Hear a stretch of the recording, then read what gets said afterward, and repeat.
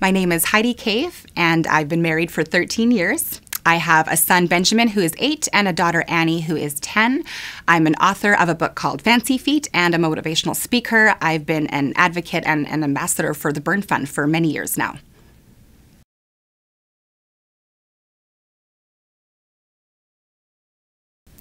Our lives can change in an instant. No one believes it will happen to them, but it can. It happened to me.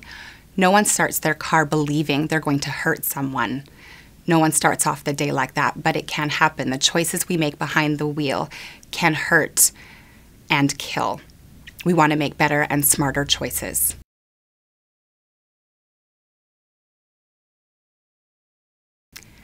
Everyone has a story. What do you want your story to be? What kind of driver do you want to be? And we want our stories to be fulfilled and discovered. We have destinies that we want to fulfill, dreams that we have planned for ourselves, goals we have set. And that's my motivation for talking to students. I want their stories to be full of hope and life and love, full of good things and full of dreams being fulfilled. And that can happen if they're making the right choices behind the wheel.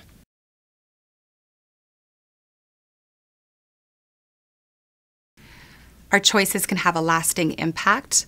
Because of the car crash I was in a drug-induced coma for 2 weeks. I woke up to burns to over half my body, both my legs were missing, and I spent 7 months in the burn unit, going through more than 20 surgeries in a year. I spent a long time recovering during rehabilitation. I spent a year and a half in a wheelchair and then learning how to walk with prosthetic legs, which was quite difficult, sort of like walking on stilts. It's a very awkward, difficult thing to do, and I spent years suffering from skin breakdown because plastic, acrylic, and metal don't take to skin too well, especially damaged skin. So it would take a long time to really get into my prosthetic legs and find a sense of normalcy again. My family and friends were deeply wounded and affected by the choices of the driver and what happened to me. It took years for them to get through what happened and recover and pick up the pieces. My friend's family, she was killed in that car crash, and it took a long time for them to and I don't know, honestly, I don't know that I'll ever know the magnitude of that for them, more so than even for me. I think her family still have to suffer the loss of her and grieve her, knowing that she will never, she didn't get to grow up and have kids and have a family and have her dreams fulfilled like many of us get to. She didn't get to do that because of the choices of this driver.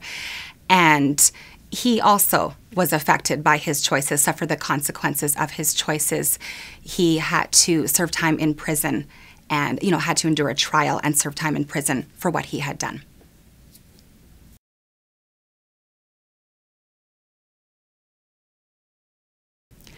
When I'm speaking to an audience, I have different audience members, and some are listening, paying attention, leaning in on the edge of their seat, and others are a little detached, distant, maybe not paying so much attention, talking to their neighbor, whispering a little bit. They're squirming, they're fidgeting, and those are the ones who surprise me. They will come find me later, come talk to me. They're emotional, a little teary-eyed, and they are moved, impacted by what's happened to me, that their lives can change in an instant. It happened to me. They've met someone now that this has happened to. In an instant is always something that happens to someone else, but it can happen to them. And they are deeply moved by that after I've told my story.